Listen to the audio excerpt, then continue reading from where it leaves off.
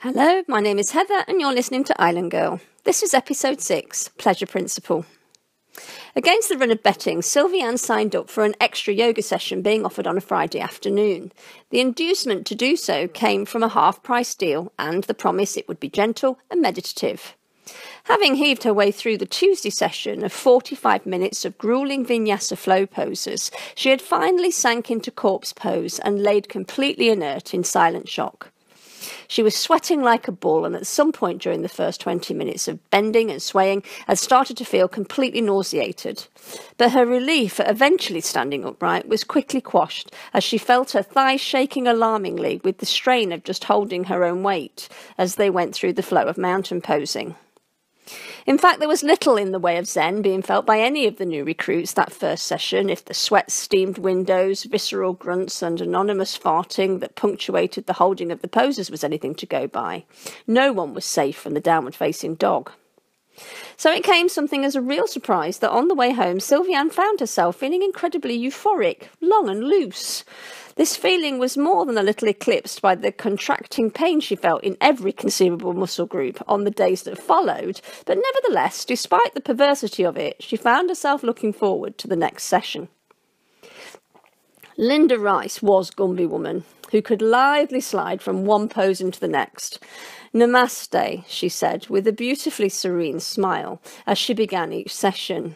However, true to her word, the Friday session was as advertised. Restorative in nature, it was an altogether different experience. There was a lilting bamboo flute floating somewhere just out of reach, and Linda kept up a hypnotic chain of soothing suggestions to breathe and let go, easing the class through the ancient mantra of The rhythmic repetition infused itself through to their very soul. Sylvianne, entranced, soaked up the calmness, but found the doing much easier than the not doing, as the final 20 minutes slipped into meditation. Her mind was willful. She set herself the task of focusing onto the it is, it will be, she repeated mentally, thereby emptying herself of all other thoughts. The fact was, however, that within a nanosecond she was embroiled in an internal conversation that had nothing to do with restoring calmness to her soul or anywhere else. Within minutes she was castigating herself for veering away from the task and tried to pull her mind back to nothing. 20 minutes was too long for her overwrought mind and exhausted body to stay still. There is something to the actual out-loud chanting of ancient mantras, but they lacked any solid meaning to keep Sylvianne's mind focused. Linda had suggested at the beginning of the session not to expect too much of themselves, that just like the Tuesday session, the Friday session was going to put their minds through a rigorous workout, and it would take time for the mind to learn. Linda was right, and Sylvianne was a mental fidgeter. She swiped at a stray hair stuck to her face, only then to find her face was itching. She scratched lightly, resettled. She opened one eye to see if everyone else was composed. Linda was at peace with herself at the front of the class. She quickly closed her eyes again so as not to be caught out. She felt like a cheat. Her hip flexor started to ache, and she found the lotus position impossible to hold, and her back had rounded substantially, and she had to force herself back into sitting fully upright. She realised her lumbar area had started to ache badly, as the muscles either side of her spine struggled with the unfamiliarity of supporting itself. Stop it, stop it.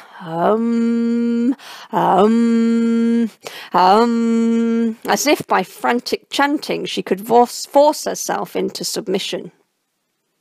When thoughts come, they are quick and move in intuitive leaps across subject matter. In seconds, the mind has travelled to the moon and back. Stopping them arriving is nigh on impossible. It's the making them go away again that was going to take some training.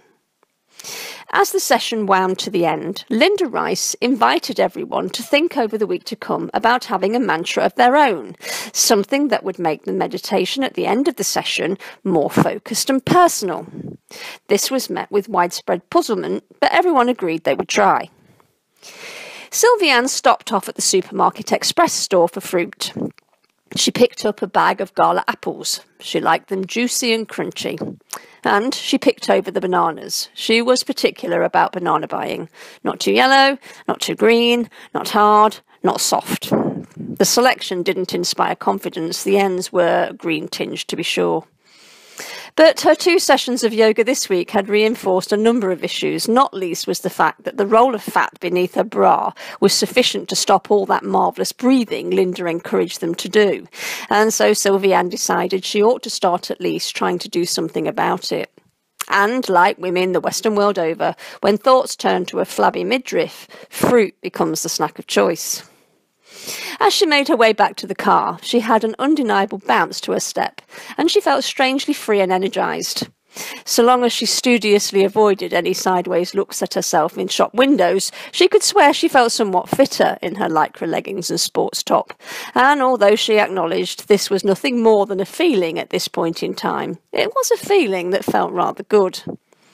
She turned up the radio in the car as she revved the engine. She had the classic station tuned in, and strains of Mahler's Titan grew in steady intensity, and she began to hum along happily. Turning into a drive, she decided just to drop in on Ellen. She felt a need to share her yogic triumphs. Sylvianne rapped on the side door briefly as in one movement pushed on the knob. It was a shock to find the door held. Sylvianne's body butted against the unrelenting door, and she looked at it bemused. That was unusual. Ellen had practically invented the open door policy. Her door was always open. Sylvianne peered inside the kitchen window, cupping her hand to her eyes as she pressed up against the window. She could see very little, and no one was inside. Standing back, she noticed that the curtains were drawn shut to the front. Looking around, she couldn't see Ellen's car. She couldn't help but feel disappointed that her friend was out. Sylvianne collected her fruit from the car and went inside. It was late Friday afternoon, and she had that happy Friday afternoon feeling. Whether it was the effects of the yoga session, or whether her mind was starting to unfurl after so many weeks mired in self-absorbed misery, she couldn't say. But what she knew with certainty was she was feeling suddenly restless for a weekend to begin, and she wanted to do something wonderful with it. An hour later, she was sat in front of the TV with Pride and Prejudice running on the DVD. She had a free Ranger Prime Minister pie steaming hot on her plate. Something of a very guilty pleasure she was developing for these days was a rather large glass of Cellier de Dauphin Merlin Grenache, and it had been an irresistible offer of a bottle for £2.49, down from £5.79 from the little wine merchant in town.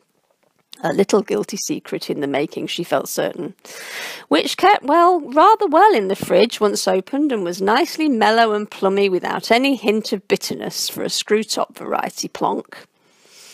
Despite her evening's rather homespun nature, no one could sniff at several hours in the company of Collingforth's Darcy, and with food simple and satisfying, she suddenly felt all was incredibly well with her world.